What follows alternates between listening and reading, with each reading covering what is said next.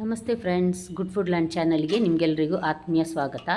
ಇವತ್ತು ನೋಡಿ, ಇಡೀ ಗೋಧಿಯಲ್ಲಿ ಮಾಡಿದಂತಹ ದೋಸೆ ಸ್ವಲ್ಪ ಡಿಫ್ರೆಂಟ್ ಆಗಿದೆ. ಅಷ್ಟೇ ಅಲ್ಲ, ದೋಸೆ ಹಾಕೋದಕ್ಕಷ್ಟೇ ತುಂಬ ಸುಲಭ. ನೋಡಿ, ಕೈಯಲ್ಲಿ ಸಹ ಅಭ್ಯಾಸ ಇದ್ದವ್ರು ಹಾಕ್ಕೊಳ್ಬೋದು ಅಥವಾ ಸೌಟಲ್ಲಿ ಸಹ ದೋಸೆ ಹಾಕ್ಕೊಳ್ಬೋದು. ಅಷ್ಟು ಚೆನ್ನಾಗಿ ಬರ್ತದೆ ಈ ದೋಸೆ. ಕ್ರಿಸ್ಪಾಗಿ ಸಹ ಮಾಡ್ಬೋದು ಮತ್ತು ಸಾಫ್ಟಾಗಿ ಸಹ ಈ ದೋಸೆಯನ್ನು ಮಾಡ್ಕೊಳ್ಬಹುದು. ನೀವಿನ್ನೂ ನನ್ನ ಚಾನಲ್ ಗುಡ್ ಫುಡ್ ಲ್ಯಾಂಡನ್ನು ಸಬ್ಸ್ಕ್ರೈಬ್ ಮಾಡಿಲ್ಲ ಅಂದರೆ ದಯವಿಟ್ಟು ಸಬ್ಸ್ಕ್ರೈಬ್ ಮಾಡಿ, ಹಾಗೂ ನಿಮ್ಗೆ ಇಷ್ಟ ಆದರೆ ಲೈಕ್ ಬಟನನ್ನು ಪ್ರೆಸ್ ಮಾಡಿ ಮತ್ತು ಫ್ಯಾಮಿಲಿ ಫ್ರೆಂಡ್ಸ್ಗೆ ಶೇರ್ ಮಾಡೋದನ್ನು ಖಂಡಿತ ಮರಿಬೇಡಿ.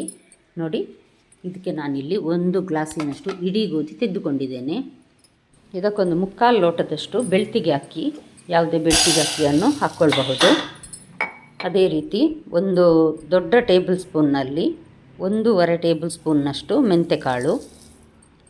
ಮೆಂತೆಕಾಳನ್ನು ನಾನು ಸಪ್ರೇಟಾಗಿ ತೊಳೆದು ನೆನೆಯಲಿಕ್ಕೆ ಹಾಕ್ತೇನೆ. ಅದೇ ರೀತಿ ಗೋಧಿ ಮತ್ತು ಅಕ್ಕಿಯನ್ನು 3-4 ಸಲ ಚೆನ್ನಾಗಿ ತೊಳೆದು ನಂತರ ಇದನ್ನೊಂದು 6 ಗಂಟೆ ನೆನೆ ಹಾಕಬೇಕು. ನಾನಿಲ್ಲೀಗ 6 ಗಂಟೆ ನೆನೆ ಹಾಕಲಿಕ್ಕಂತ ಇಟ್ಟಿದ್ದೇನೆ. ನೋಡಿ, ರಾತ್ರಿ ತೆಗೆದು ನೋಡ್ತಾ ಇದ್ದೇನೆ, ಚೆನ್ನಾಗಿ ನೆಂದಿದೆ ಇದು. ನಾನು ಸಂಜೆ ಸಾಧಾರಣ 4 ಗಂಟೆಗೆ ಹಾಕಿದರೆ ರಾತ್ರಿ ಇದನ್ನು 9 ಗಂಟೆಗೆ ಈಗ ಗ್ರೈಂಡರಿಗೆ ಹಾಕ್ತಾ ಇದ್ದೇನೆ. ಮತ್ತು ಮೆಂತೆಯ ನೀರನ್ನು ಸಹ ಹಾಕಿದ್ದೇನೆ. ನಾನು ನೀರನ್ನು ಚೆಲ್ಲಿಲ್ಲ, ಅದಕ್ಕೋಸ್ಕರ ಸಪ್ರೇಟಾಗಿ ನಾನು ನೆನೆಸಿದ್ದು. ಈಗ ನೋಡಿ, ಗ್ರೈಂಡರಿಗೆ ಹಾಕಿ ಸಾಧಾರಣ 1.5 ಲೋಟದಷ್ಟು ನೀರನ್ನು ಹಾಕಿ ನಾನಿಲ್ಲಿ ಇದನ್ನೀಗ ನುಣ್ಣಗೆ ರುಬ್ಬಲಿಕ್ಕೆ ಹಾಕಿದ್ದೇನೆ. ನೋಡಿ, ಇದು ತುಂಬ ನುಣ್ಣಗಂತ ಆಗೋದಿಲ್ಲ, ನುಣ್ಣಗಾಗ್ತದೆ. ಆದಷ್ಟು ನೋಡುವಾಗ ಸ್ವಲ್ಪ ತರಿ ಇದ್ದಾಗೆ ಕಾಣ್ತದೆ. ನೋಡಿ, ನಾನೀಗ ತೋರಿಸ್ತಾ ಇದ್ದೇನೆ ನಿಮಗೆ. ನೋಡಿ, ಆದರೆ ಚೆನ್ನಾಗಿ ನುಣ್ಣಗಾಗಿದೆ. ಇಷ್ಟು ದಪ್ಪ ಇದ್ರೇ ದೋಸೆಗೆ ಒಳ್ಳೆಯದಾಗೋದು ಸಹ. ಇದನ್ನೀಗ ನಾನು ಒಂದು ಪಾತ್ರೆಗೆ ಹಾಕಿದ್ದೇನೆ. ಇದನ್ನು ಮುಟ್ಟುವುದಿಲ್ಲ ನಾನು, ತೆಗೆದದನ್ನು ಒಂದು ಸಲ ಮಿಕ್ಸ್ ಮಾಡಿ ಇಟ್ಟಿದ್ದೇನೆ. ಇದು ಕಲ್ಲು ತೊಳೆದ ನೀರು. ಇದೆರಡನ್ನು ನಾನು ಹಾಗೆಯೇ ಇಟ್ಟಿರ್ತೇನೆ. ಬೆಳಿಗ್ಗೆ ನೀರು ಕಡಿಮೆ ಇದ್ದರೆ, ದೋಸೆ ಹಿಟ್ಟು ದಪ್ಪ ಏನಾದರೂ ಇದ್ದರೆ ಆಗ ಹಾಕ್ಕೊಳ್ಬಹುದು. ಅದಕ್ಕೋಸ್ಕರ ಈಗ ಇದನ್ನು ಫರ್ಮೆಂಟ್ ಆಗಲಿಕ್ಕೆ ಇಡಬೇಕು. ಆದರೆ ಇದು ಹುಳಿ ಆಗಬಾರ್ದು ಅನ್ನುವ ಒಂದು ಕಾರಣಕ್ಕೆ ನಾನಿಲ್ಲಿ ಅಗಾಲ ಪಾತ್ರೆಗೆ ನೀರು ಹಾಕಿದ್ದೇನೆ. ಆ ನೀರಿನ ಮೇಲೆ ಇಡೀ ಗೋಧಿಯ ಈ ಬ್ಯಾಟರನ್ನು ನಾನಿಲ್ಲಿ ಇಟ್ಟಿದ್ದೇನೆ. ಮುಚ್ಚಳ ಮುಚ್ಚಿ ಇಡೀ ರಾತ್ರಿ ಹೀಗೆ ಇರಲಿ. ಹುಳಿ ಬಾರಬಾರ್ದು ಅನ್ನುವ ಒಂದೇ ಕಾರಣಕ್ಕೆ ನೀರಿನ ಮೇಲೆ ಇಟ್ಟಿದ್ದೇನೆ ನಾನು. ಇಲ್ಲಾಂದರೆ ದೋಸೆ ಹುಳಿ ಆಗ್ತದೆ. ಅದಕ್ಕೋಸ್ಕರ ನೋಡಿ, ಮರುದಿನ ಬೆಳಗ್ಗೆ ನಾನು ತೆಗೆದು ನೋಡ್ತಾ ಇದ್ದೇನೆ. ನೋಡಿ, ಇದನ್ನು ಈಗ ನಾನು ಇದಕ್ಕೆ ತೆಗೆದು ತುಂಬ ದಪ್ಪ ಇದೆ ಅನಿಸಿದರೆ ನಾವು ಕಲ್ಲು ತೊಳೆದ ನೀರಿದೆ ನೋಡಿ, ಅದನ್ನು ನಾನೀಗ ಸೇರಿಸ್ತೇನೆ.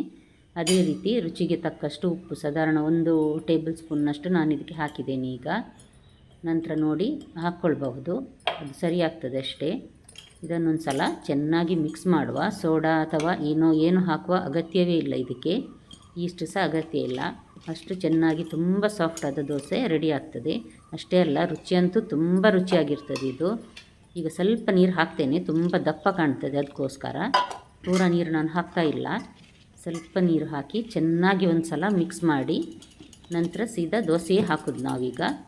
ನೋಡಿ, ಇಷ್ಟು ದಪ್ಪ ಬೇಕು. ನೋಡಿ, ತುಂಬ ತೆಳು ಸಹ ಆಗಬಾರ್ದು. ಇದೀಗ ದಪ್ಪ ಇದೆ ನೋಡಿ. ಸರಿ, ಕಾವಲಿಯನ್ನು ನಾನೀಗ ಬಿಸಿಯಾಗಲಿಕ್ಕೆ ಇಟ್ಟಿದ್ದೇನೆ.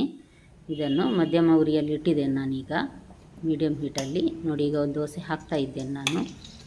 ಚೆನ್ನಾಗಿ ಕಾವಲಿಯಲ್ಲಿ ದೋಸೆ ಚೆನ್ನಾಗಿ ಹರಡ್ತದೆ. ಯಾವುದೇ ರೀತಿ ಕಚ್ಚಿ ಹಿಡಿಯುವುದಿಲ್ಲ. ಎಣ್ಣೆ ಹಾಕದಿತ್ತು. ನಾನಿಲ್ಲಿ ಕಬ್ಬಿಣದ ಬಾಣಲೆ ಉಪಯೋಗಿಸ್ತಾ ಇದ್ದೇನೆ. ನೀವು ನಾನ್ ಸ್ಟಿಕ್ ಪ್ಯಾನಲ್ಲಿ ಸಹ ಮಾಡಬಹುದು. ಎಷ್ಟು ದೊಡ್ಡದಾದ ದೋಸೆ ಸಹ ಮಾಡಬಹುದು. ಸುತ್ತ ನೋಡಿ ತುಪ್ಪ ಹಾಕ್ತಾ ಇದ್ದೇನೆ ಅಥವಾ ಎಣ್ಣೆ ಹಾಕ್ಕೊಳ್ಬಹುದು. ಇದನ್ನೀಗ ಮುಚ್ಚಳ ಮುಚ್ಚಿ ನಾನು ಬೇಯಲಿಕ್ಕೆ ಇಡ್ತೇನೆ. ಇದೇನು ಹೆಚ್ಚು ಹೊತ್ತು ತೆಗೆದುಕೊಳ್ಳೋದಿಲ್ಲ ಬೇಯಲಿಕ್ಕೆ. ಈಗ ನೋಡಿ, ನಾನೊಂದು ಸೌಟನ್ನು ಹಾಕಿ ಕೈಯಲ್ಲಿ ಸ್ಪ್ರೆಡ್ ಮಾಡ್ತಾ ಇದ್ದೇನೆ. ನೋಡಿ, ಕೈಯಲ್ಲಿ ಸಹ ಅಭ್ಯಾಸ ಇದ್ದವ್ರು ಮಾಡ್ಕೊಳ್ಬೋದು, ಇಲ್ಲಾಂದರೆ ಬೆರಳಿಗೆ ಬಿಸಿ ತಾಗ್ಬೋದು. ಹಾಗಾಗಿ ಸೌಟಲ್ಲಿ ಮಾಡೋದೇ ಒಳ್ಳೆಯದು. ಕೈಯಲ್ಲಿ ಮಾಡಿದರೆ ಸ್ವಲ್ಪ ದಪ್ಪಾಗಿ ಸಾಫ್ಟಾಗಿ ಬರ್ತದೆ. ಸೌಟಲ್ಲಿ ತಿರುಗಿಸಿದ್ದು ತುಂಬ ಕ್ರಿಸ್ಪಾಗಿ ಬರ್ತದೆ. ಮೇಲ್ಗಡೆ ತುಪ್ಪ ಹಾಕ್ಕೊಳ್ಳೇಬೇಕಂತೇನಿಲ್ಲ, ನಾನು ಮಾತ್ರ ಹಾಕ್ತೇನೆ. ನೋಡಿ, ಒಂದು ಕ್ರಿಸ್ಪಾದ ದೋಸೆ ರೆಡಿ ಆಯಿತು. ಇದನ್ನೊಂದು ಸಲ ಉಲ್ಟ ಹಾಕಿ ಸ್ವಲ್ಪ ಬೇಯಿಸುವ. ಸ್ವಲ್ಪ ಬಣ್ಣ ಕೆಂಪಗೆ ಬರುವಾಗ ತೆಗೆದು ನಂತರ ಸವಿಯಲು ಕೊಟ್ಟರೆ ರುಚಿಯಾದ ಗೋಧಿ ದೋಸೆ ರೆಡಿ ಆಯಿತು. ಮನೆಯಲ್ಲೊಮ್ಮೆ ಖಂಡಿತ ಟ್ರೈ ಮಾಡಿ ನೋಡಿ. ನಾಳೆ ಇನ್ನೊಂದು ಹೊಸ ರೆಸಿಪಿಯೊಂದಿಗೆ ನಿಮ್ಮನ್ನು ಮತ್ತೆ ಭೇಟಿ ಆಗ್ತೇನೆ. ನೋಡಿದ ಎಲ್ಲ ವೀಕ್ಷಕರಿಗೆ ಧನ್ಯವಾದ.